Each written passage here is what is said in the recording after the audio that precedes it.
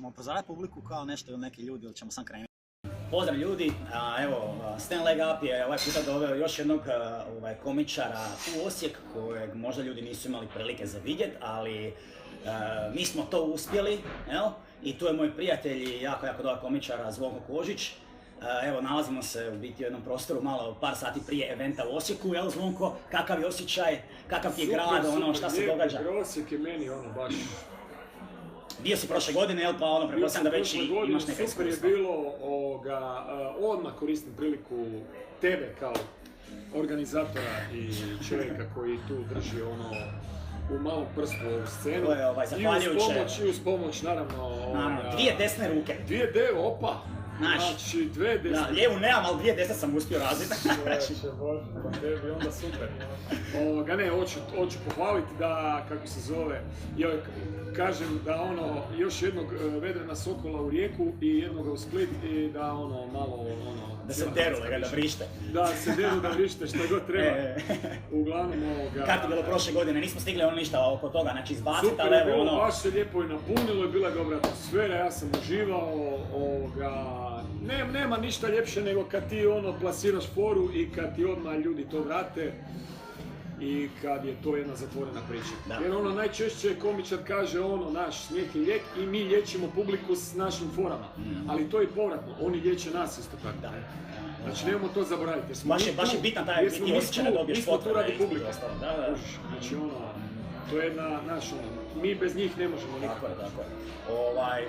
Ajmo malo otići unatrag, malo u tvoje ranije dane, za one koji te ne znaju, di si počeo, kak si počeo, meni uvijek zanima taj početak od svakog komičara, jer on je uvijek nezgodan, pa evo, ili je prelagan, ne znam, ali evo, baš me zanima tvoje iskustvo. Pa evo, ovako, znači moj prvi susret sa stand-upom je bio Seinfeld, Eddie Murphy i jedna predstava koja se zvala Original Kings of Comedy.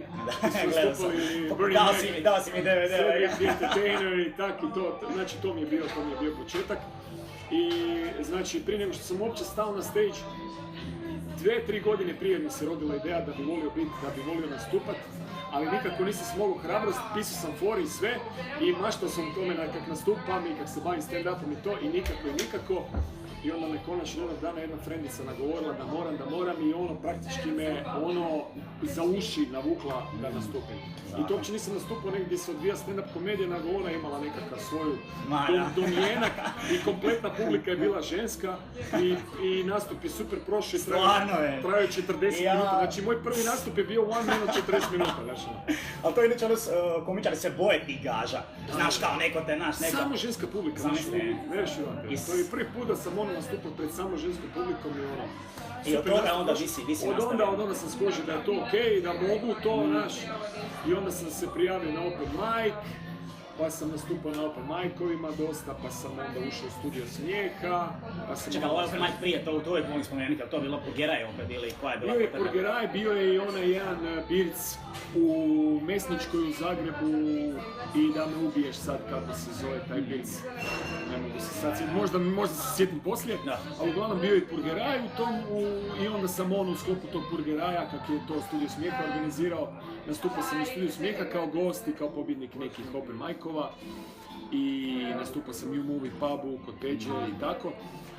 I onda, malo po malo, mic po mic, sam sve manje bio kao open mic-ovac, sve više sam se počeo onako, ne mogu reći profesionalno baviti jer nisam profesionalni stand-up komičar, imam svoj posao i to, ali jednostavno kad uđeš u te vode, počneš se tim baviti, sviđati se to i jednostavno te nekakve prirodan način stvari te zadrži u tome, Sad sam već koliko dugo si da već u igri? Nekakvih 7,5 godina. Počeo sam u 4. mjesecu, znači taj prvi nastup je bio negdje krajem 4. mjeseca 2009. Znači da, imaš taman. Da, taman negdje 7,5 godina i najljepši su početci, i kad god imam, kad god razgovaram s nekim ko se ne bavi samo stand-upom, nego bilo čim kreativnim, kad mu dođe nekakva blokada, depresija, razmišljanje o prestanku bavljenja, tim uvijek pokažem samo se sjeti zbog čega si počeo. To je jako bitno da se sjetiš kad god ti dođe frka, kad god ti dođe, samo se sjeti zašto si počeo. Ajmo već na tragu, znači tog savjeta, to su uvijek vrijedne informacije za čut od ljudi koji se dugo bave. Onak, sad zamisli danas neki počinju ljudi, baviti se s tim, znači koji bi sad recimo savjet im mogao ti dati u ovom trenutku koji su onak tebi jako puno pomogli u nekom dugoročnom smislu? Znaš, kad je kad si otkrio nešto kao Otkrio sam, gledao sam puno stand-up komičara. Ima dosta stand-up komičara koji kažu da ne žele gledati stand-up komičare. Svako ima svoj način. Ja sad ne želim nekome sugerirati da radi ono isto što i ja.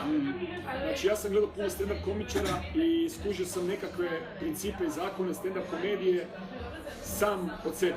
Skužio sam, znači u čemu je stvar. Nisam znao ove nekakve stručne nazive kao set-up, punch, nisam to znao, a znao sam točno zapravo kako to treba. Čuje se kao, čuje se ne. Sam počeo baviti s tim, skužio sam princip rada, ne? I nisam sam sebe izgubio u tome, znači moj glavni savjet je svima koji se počeli baviti, koji se žele početi baviti, da budu svoji. Probajte izbjeći kopiranje, a da ne pričamo krađi fora, to uopće neću pričati, to je ne. Znači, izbjeći kopiranje što više i što više sebe imati u tome, znači da ti kad se popneš gore da si ti svoj, a ne da se izgubiš i da onak gledaš sebe s plafona kad nastupiš. Da, baš to, nije da ti glumiš nekoga na stage, jel tako? Znači, to jesi ti čovječe, to je tvoje misli, da, mora ići prirodno, jel? Da. Da, zato mi nikad nisu bili ni jasni komičari koji onak previše odu u tu kao glumu karaktera koji izvodi stand-up, znaš. Iako mislim ima to sve svoje, ali...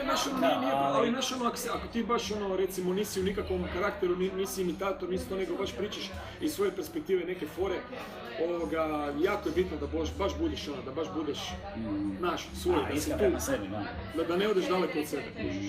Mada i to, teško to spriječiti, jer te ponese, pogotovo ako je dobra večer, ponese te, na tebi malo porastu krila i onda ti počneš, malo i... To je testiranje, ja mislim da ali baš ti. Svako traži svoj glas. Znaš, neko se dere, neko je tamo. Znaš šta mi još reci, znači, zanima me, ti si trenutno sada, šta se događa oko tvojeg stand-upa u ovom trenutku, ti se krećeš, koji su ti potezi? Puno se događa, u Zagrebu se puno događa, imam u Zagrebu 4 lokala, radim i u Sisku jedan. I Sisak, znači to nisam znao čovječe. U Sisku Kelt, u Zagrebu Kennedy, Norris, Kazan i Kantina. Znači naslagom si. Zbilja ima posla, radi se interes za stand-up u zadnjih par godina baš ide lagano uzlazno pitanje. Ja se baš slavim. To je naš Osjeti se nešto u zraku, kada je malo... Da, baš se kuži da to ljudi sve više i više prepoznaju. Znači sve manje onih stereotipa kao Hrvati nisu smiješni i stand-up komičari hrvatski nisu smiješni, sve više i više to ljudi prepoznaju. Jer pazi, to je sad sve više i više toga ima. I sad ljudi, počeli su odlaziti. Svaka ta večer ima, kritičnu masu od 50 do 100 ljudi, 50% ljudi, 50-100, 50-100, to se skupi. Sad ti, ja odem, vi ste moji frendovi i vi, sad njih dvojica koji su vrlo ozbiljno shvatili bavljenje stand-up komedije. To je način na koji se... Mi jesmo smiješni, mi pokušavamo biti smiješni i duhoviti. Ali isto Hrvoje i Igor nam pokušavaju pokazati koliko je to zapravo ozbiljna profesija. Znači, puno radiš, u Zagrebu sva se događa, gdje te mogu ljudi naći, znači to je ono što me zanima, kako da dođu do tebe, kako da provjere tko si ti, šta se radi, znači, s tobom i šta to organiziraš. Par mojih klipova na YouTube-u, znači Zvonko Kođić utipkaš, izbacit će par klipova, znači ako baš ti se ne da ići na nikakav stand-up, možeš i pogledati kako to izgleda. Iako preporučamo naravno da se dođe. Stand-up se ide gledati uživo. Stand-up ti možeš kao informaciju pogledati na YouTube-u i negdje skinuti nastup. I recimo, ne čuješ nikad tako dobro ovo lupanje šalica koliko čuješ to uživo. I sad recimo kad čuješ to lupanje kad ti konobar lupa sa šalicama. Recimo. To ti ne možeš usporediti sa kad te šalice lupaju kad si ti tamo. Ne možeš, brate. Ne možeš. Kad pazi, znači kad konobar baci onu pivsku flašu s 8 metara gađa onu gajbu, a ti u sred panča. Pa nema bolje. Nema bolje, taman panč i ovaj udarac, sve show programa. Da. A ovi se takmiče, hoće s daljega, znaš, da se flaša ne razbije. Ima svega, popide si gaža. Svega. Zvonko je pozdravio publiku kolega koja te gleda u Osijeku posebno, znači ono, znam da te ljudi... Možete me znači na YouTube gledat, možete me gledat u Zagrebu, na svim ovim mjestima koje sam do sad nabrojao, ima me u Sisku. Možete me gledat na Kavani večeras, kad ovo izađe. Kavana, kad ovo izađe, ako ste ili trk u Kavanu. Jel Zvonko tu? Da, bije, da ga bijem. To je to, ekipa, hvala na gledanju. Zvonko Kožić, Zvone, vidimo se, vrati. Može. Peace. Kod Ivora se posebno vidi iz Vukovara, znači to vidite. To vidite ozbiljno komičarsko lice iz Vukovara.